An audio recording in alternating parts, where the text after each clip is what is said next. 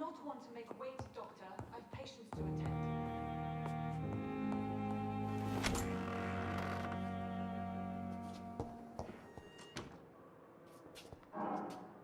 Yes, Nurse Crane? How can I help you? I'm so sorry. I know Dr. Swansea wanted you to rest, but we have somewhat of a crisis. A crisis, you say? Our supply of antiseptics is nearly depleted. I was hoping there was another box up here, but...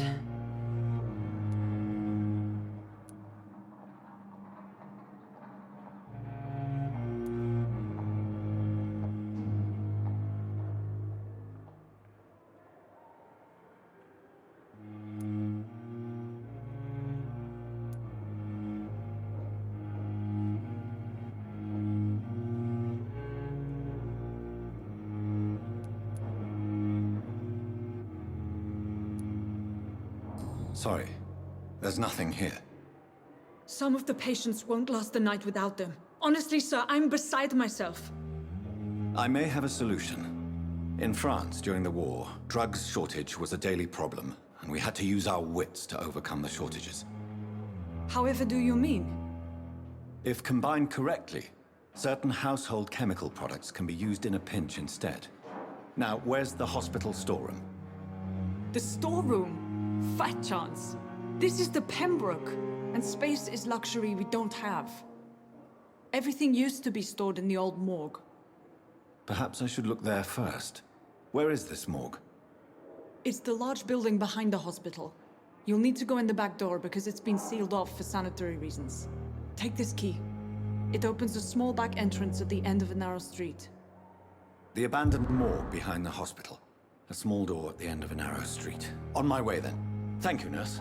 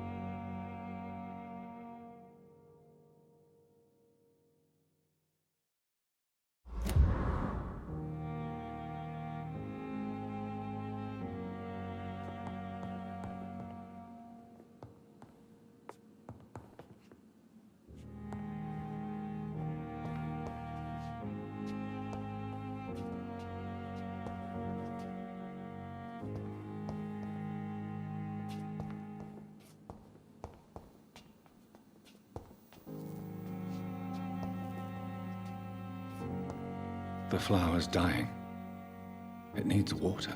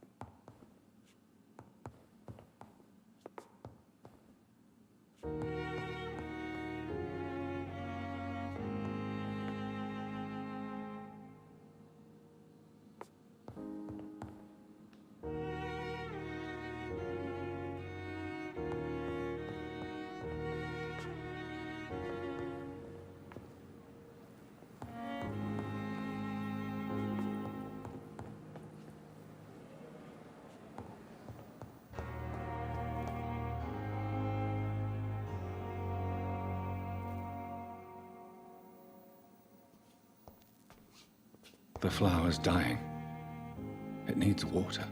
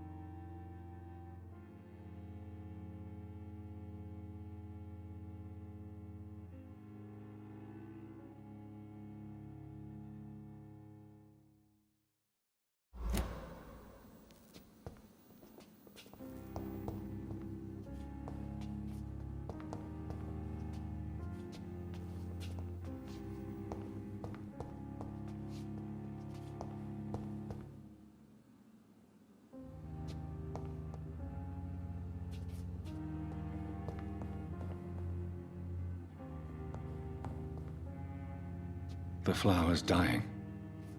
It needs water.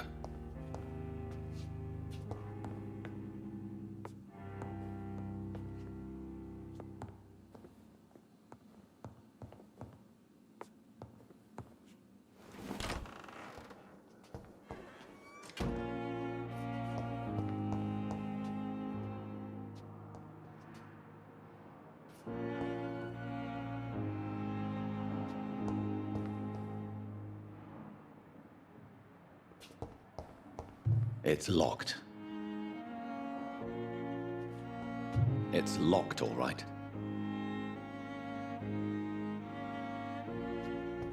It's locked.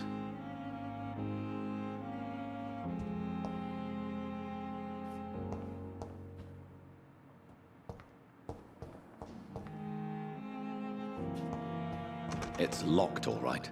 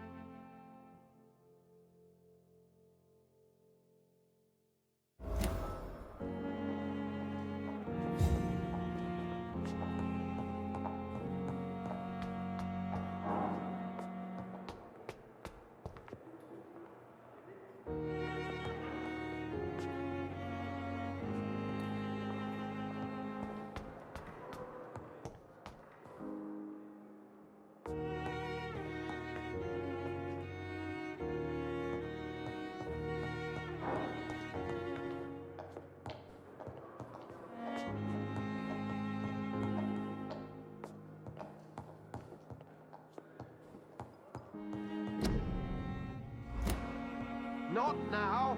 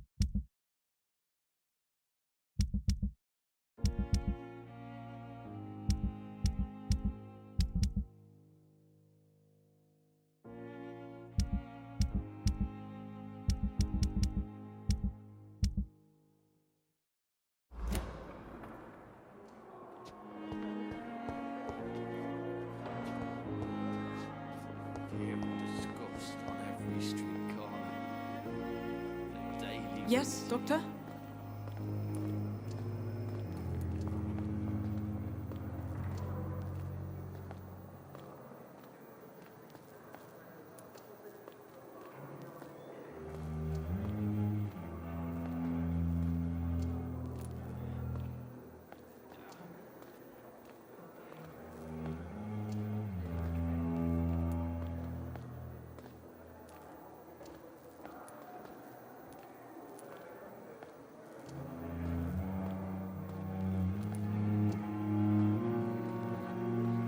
Please, could you point me in the direction of the morgue again?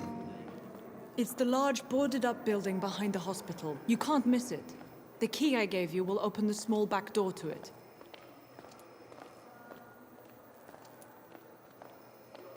Exactly how bad is the supply situation here at Pembroke? It really depends.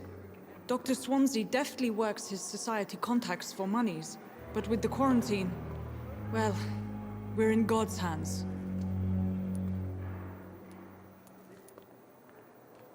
Why then do you always work the nights? Don't you ever sleep? At the Pembroke, we're always hands on deck.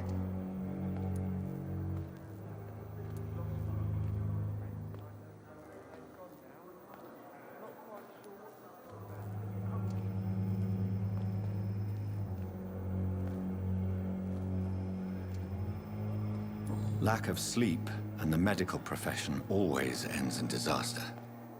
I've witnessed many a colleague succumb to stimulants to fight exhaustion.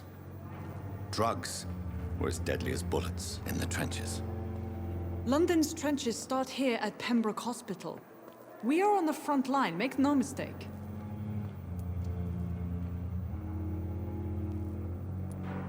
Your dedication to the Pembroke does you credit, Nurse Crane, but when do you sleep? We staff get our sleep when we can, Doctor. Nursing is a vocation, not the labor of a journeyman.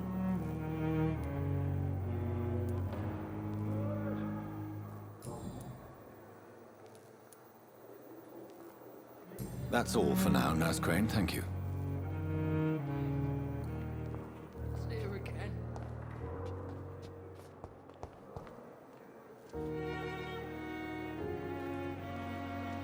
Good evening, miss. I'm Dr. Reed, the new surgeon at the Pembroke Hospital. And who are you? Your name has no meaning to me, mortal. You're nothing but dust blown by the winds of eternity. I beg your pardon? What are you begging for, mortal? My clemency? Well, tonight maybe I'm inclined to mercy. You'll never forget the night you met Thelma Howcroft. You keep calling me mortal. Why is that? And if I'm mortal, what are you? Well, Dr. Reed, if you must know, I'm a vampire.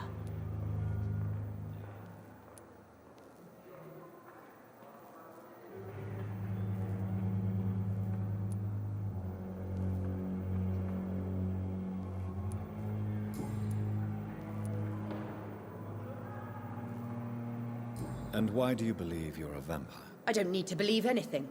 It is what I am. It is what I feel within this hollow shell of flesh.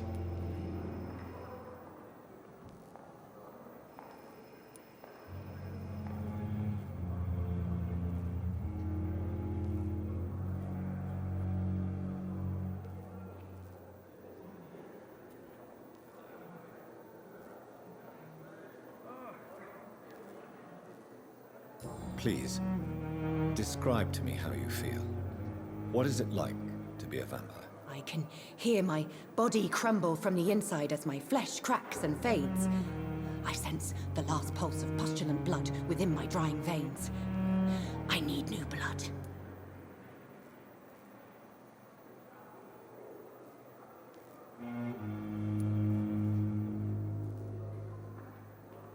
I see. Have you ever heard of Cotard syndrome, Miss Howcroft? Never. It's a mental illness discovered by a French neurologist named Jules Cotard. The affected patients are delusional. They believe that they are putrefying, that they are dead, a ghost or a ghoul. Or in your case, a vampire. Delusional, you say? Oh, sad and petty mortal. You can't even begin to understand the concept of immortality. And you think it is I who am delusional.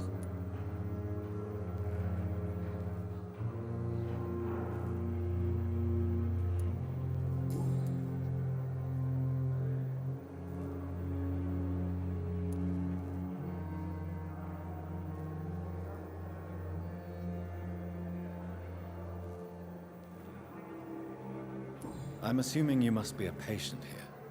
Am I right, Miss Howcroft? It's only a cover. To hide from my enemies. I can leave whenever I want. As a woman, a spirit, fog, or bat.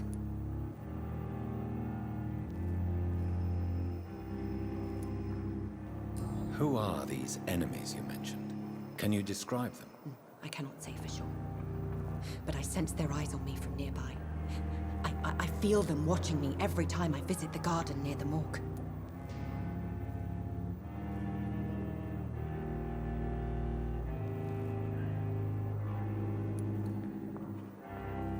The staff here are not your enemy.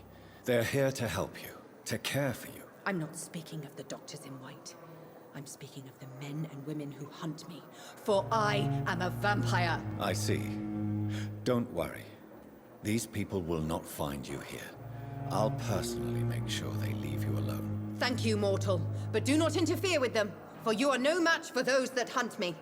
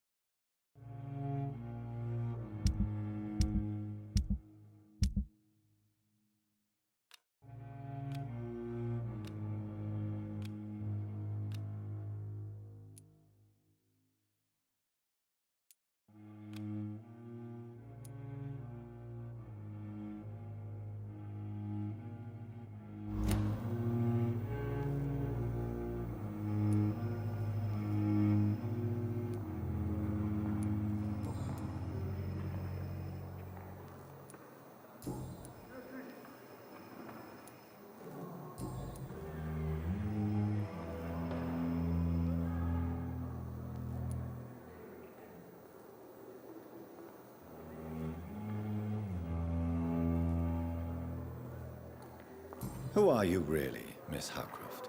I mean, apart from being a vampire. Is that not enough for you, puny mortal? What do you require? Proof of my powers? I'm curious to know who you were before becoming a vampire. It was such a long time ago, I don't remember. Centuries of unholy life can have strange effects on one's minds, you see?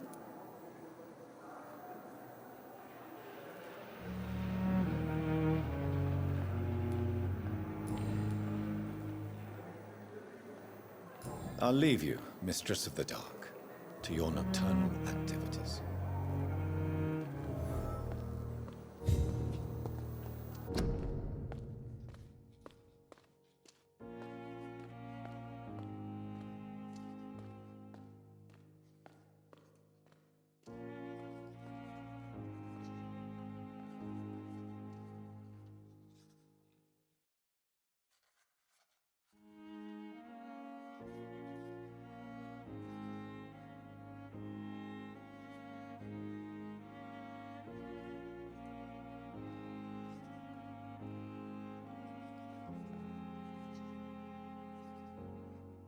I wish I could be sick again. Feel my blood boil with the fever.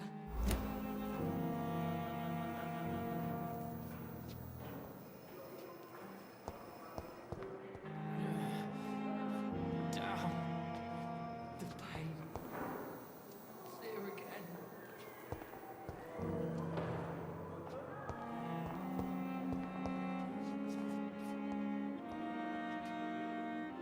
Yes, Doctor?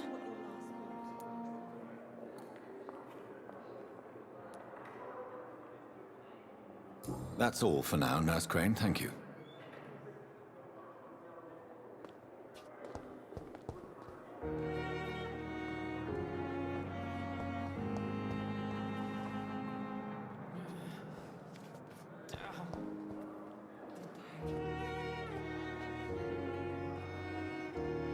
Good evening, Nurse. Good evening, Doctor. I don't think we've been introduced yet. My name is Pippa Hawkins. And I'm Dr. Jonathan Reed. Dr. Swansea has recently offered me a position in this hospital. Well, it's a euphemism that your help will be appreciated, Doctor.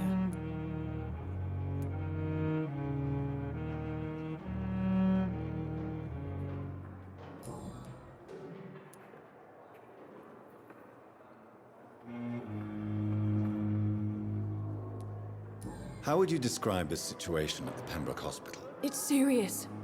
The flu is wreaking havoc amongst the staff and patients. We are running out of everything.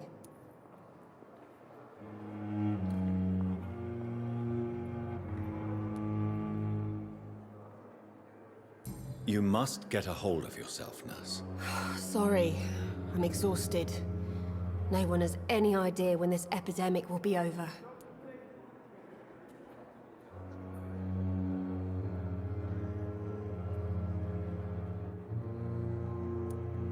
Nurse Hawkins, the Spanish flu won't last forever. Even the Black Plague didn't kill everyone. I wish I could believe you. But what if this epidemic was worse? What if in the end, nobody was spared?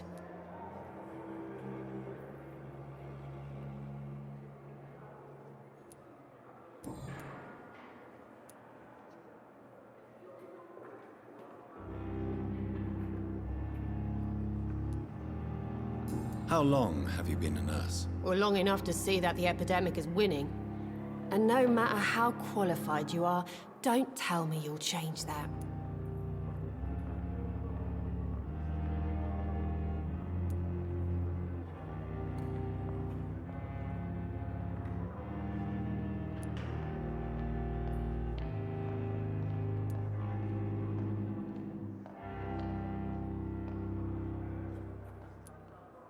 You'd be surprised what dedication can achieve, Nurse Hawkins.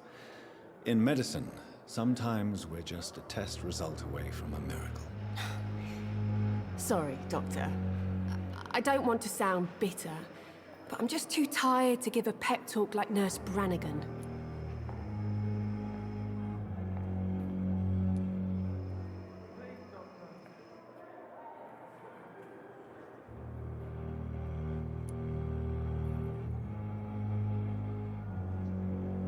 How is the Pembroke staff coping with the epidemic? Well, not well. Milton, the ambulance driver, is even more grumpy than usual, especially concerning doctors.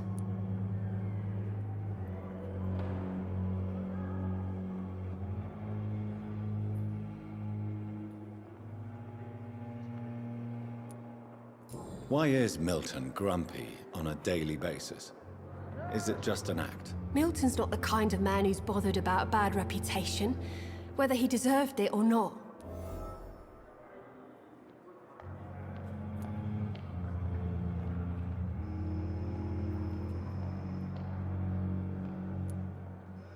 Why does Milton dislike doctors? I don't know. Just ask him. But be warned, Milton is not the chatty type.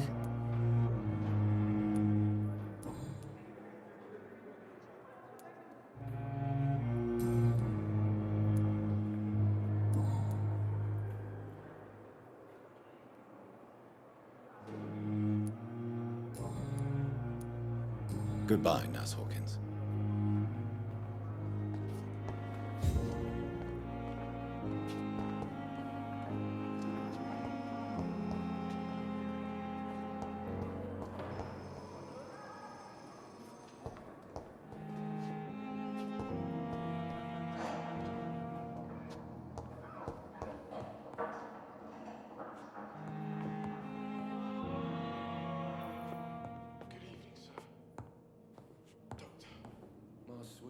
Good evening, Doctor. I believe we're going to be working together. Dr. Reed. Dr. Swansea informed us of your arrival, but I could not dare to believe we'd have such good fortune. Such an honor, sir. Thank you. And you are? I am Thoreau Strickland, Dr. Thoreau Strickland. I'm a great admirer of your work, Dr. Reed.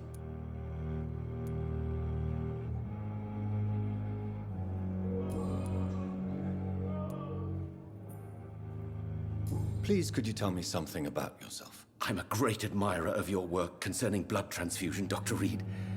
I run my own experiments. I'm convinced it's the future.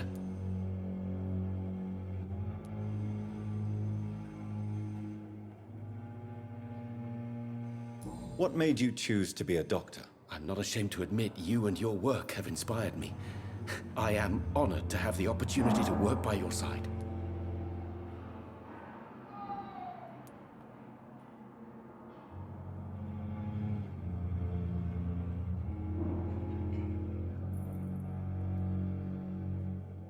I'll give you some advice, but understand that nothing beats practical experience, which can be exhausting and solitary work. Of course, sir. And don't worry, I will never allow myself to be a burden, neither to you nor this hospital.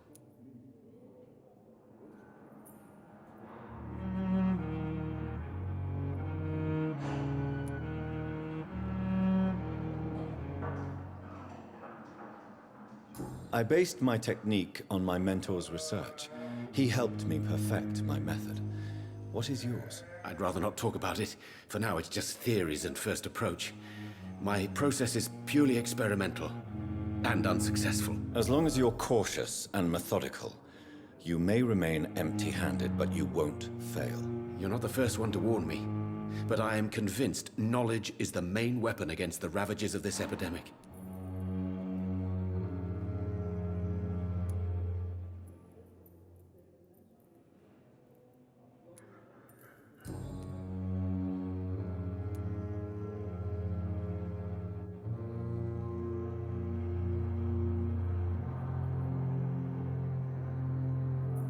What can you tell me about the Pembroke? Well, it has always been an honor to work with Dr. Swansea.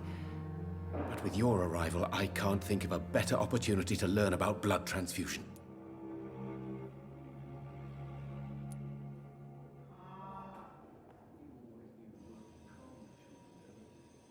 You seem quite optimistic.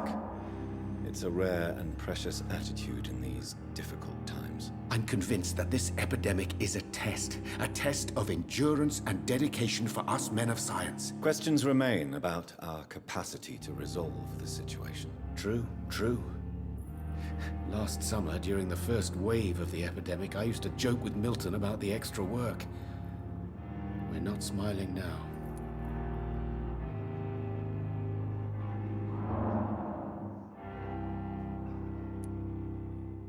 Do you need help with anything in particular? Well, yes, maybe. I'm waiting for a batch of products I ordered for my personal research, yet my supplier seems to have vanished. Do you want me to play the errand boy for you? Oh no, Dr. Reed. But if you went personally to his shop, what with your reputation and all, he wouldn't dare to refuse the products I need. I see. Well, give me the address, for I may pass by if I have time.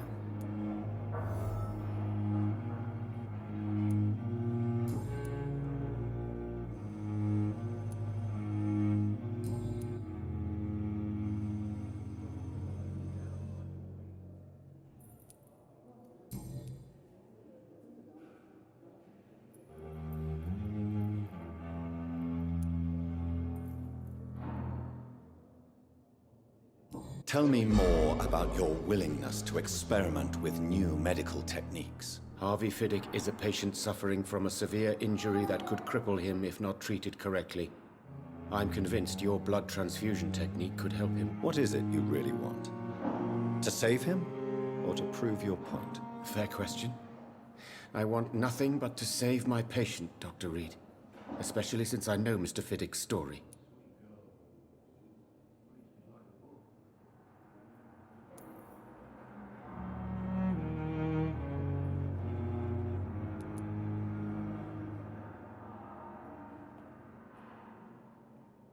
Tell me Mr. Fiddick's story. Our first diagnosis was compromised because Mr. Fiddick lied to us about the real origin of his injury.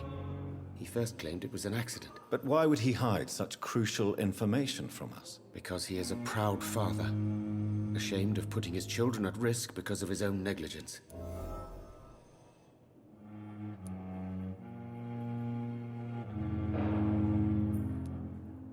This personal involvement could also appear to be a lack of impartiality. You must know that a good surgeon must remain neutral. I agree. But that does not excuse Dr. Aykroyd's behavior, a man who did not even take time to converse with his patient. Do you think keeping his distance was a mistake? All I know is that I'm taking care of human beings with desires, hopes, and fears. Not some biological machine comprised of blood, bones, and flesh.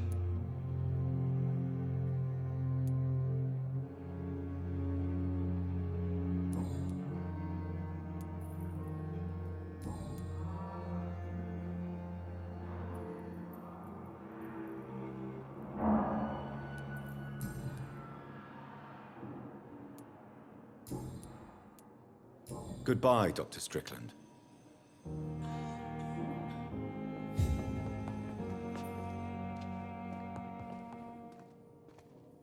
Good evening, Dr. Strickland. And good evening to you, Dr. Reed. Can I be of any help? Goodbye, Dr. Strickland.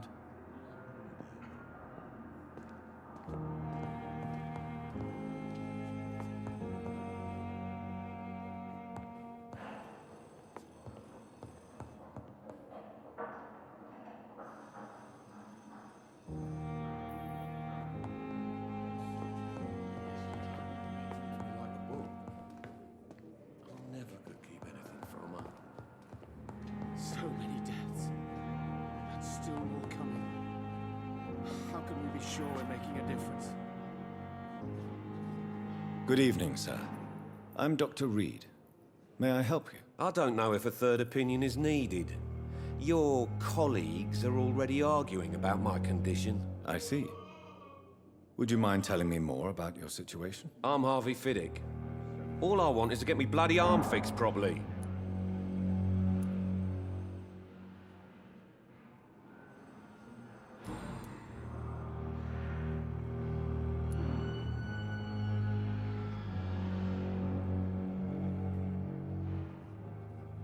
Tell me about yourself, Mr. Fiddick. I'm just a regular guy waiting to get his arm fixed, so I can return to work and to my family. I was more curious about what you were doing before being hospitalized. I'm a carpenter, and a good one too.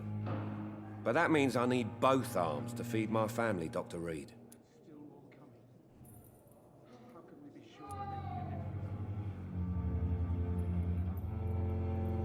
Tell me about the doctors who are arguing about your case. Strickland and Aykroyd. They both want the best for me, but there's a lot of pride there.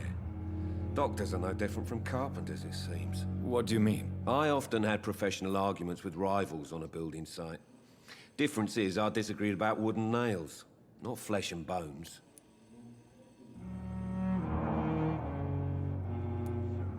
Are you satisfied with your treatment here? Well, it's clear that I've chosen a bad time to be injured. Forgive my bluntness, but you seem overwhelmed by cases of the flu. I won't lie to you about it. I'm afraid we are. Are you sure you don't want to operate yourself, Dr. Reed? I have the feeling you're very capable, and your colleagues seem to think so too. In other circumstances, you would be right. But for now, I don't think I can take on the responsibility. My apologies.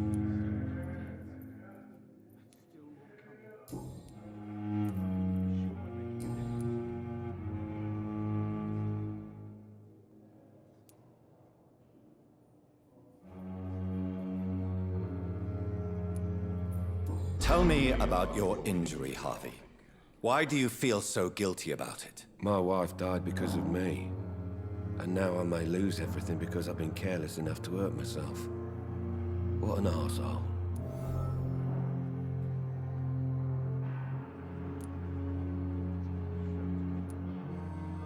How could your job be responsible for your wife's death?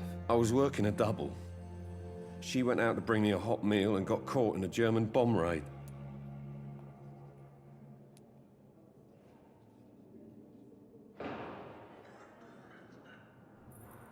You can't hold yourself responsible for your injury, Mr. Fiddick. Unless you tried to hurt yourself. Of course I didn't hurt myself. But I can't work until my arm is fixed. My children need to eat, Doctor.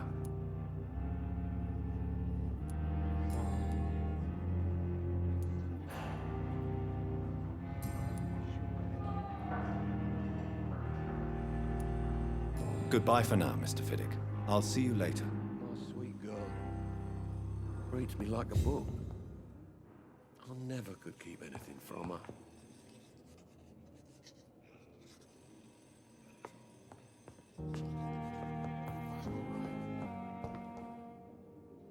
I'm so tired.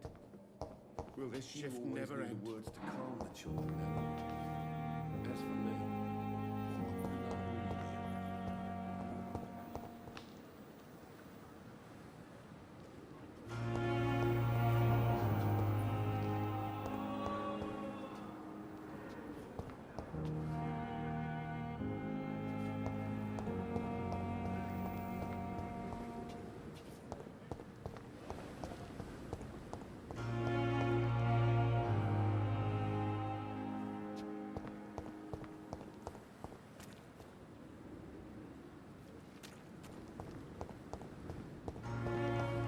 I'm sorry you ended up on my plain and cold medical bench, sir. I understand you must be very angry about this unfair situation. I managed to arrange to have you buried in the same mass grave as your wife.